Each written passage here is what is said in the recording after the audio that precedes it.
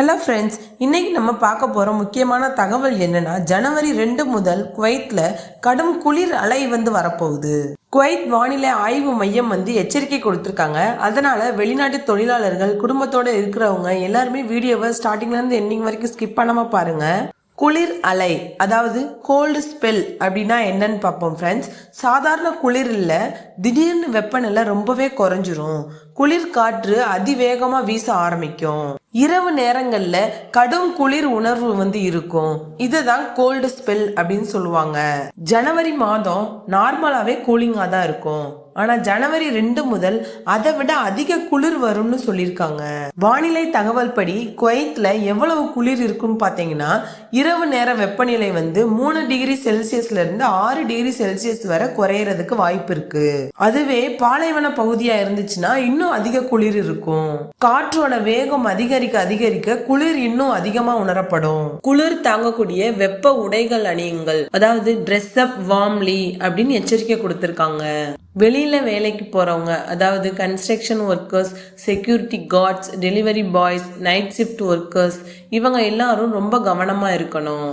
வெளியில வேலைக்கு போற எல்லாரும் திக் ஜாக்கெட், கிளவுஸ், கேப், அப்புறம் மஃப்ளர், சாக்ஸ் இது எல்லாமே போட்டுக்கங்க கட்டாயம். இது மாதிரியான வெப்ப உடைகள் அணிவதனால உங்களால குளிரை தாங்கிக்க முடியும். குளிர்ல வேலை பார்த்தீங்கன்னா சளி, காய்ச்சல், மூட்டு வலி, மார்பு வலி இது எல்லாமே வர்றதுக்கு வாய்ப்பு இருக்கு. உங்க வீட்டுல சிறிய குழந்தைகள், வயதான பெற்றோர் இருந்தாங்கன்னா ரொம்ப கவனமா இருங்க ஃப்ரெண்ட்ஸ். இரவு நேரங்கள்ல வெளியில விடாதீங்க. ஜன்னல்கள் எல்லாமே க்ளோஸ் பண்ணிருங்க. ஹீட்டர் பயன்படுத்தினா பாதுகாப்பா பயன்படுத்துங்க. சூடான தண்ணீர் குடிக்க வைங்க. இந்த குளிர் குழந்தைங்களை ஃபாஸ்டாவே அஃபெக்ட் பண்ணிரும்.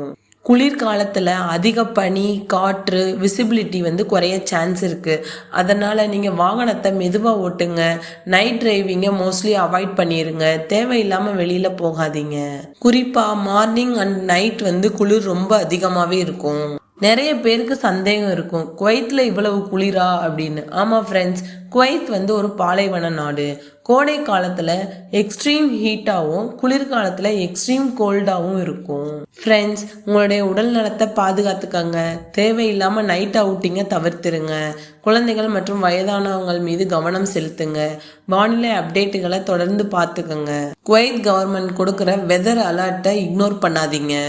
இதுதான் ஃப்ரெண்ட்ஸ், ஜனவரி 2 முதல் குவைத்தில் வரப்போகிற கடும் குளிர் அலை பற்றிய முழு தகவல். இந்த வீடியோ உங்களுக்கு ரொம்ப யூஸ்ஃபுல்லாக இருக்கும்னு நினைக்கிறேன். மறக்காமல் நம்ம சேனலை சப்ஸ்கிரைப் பண்ணிக்கோங்க. தேங்க்யூ.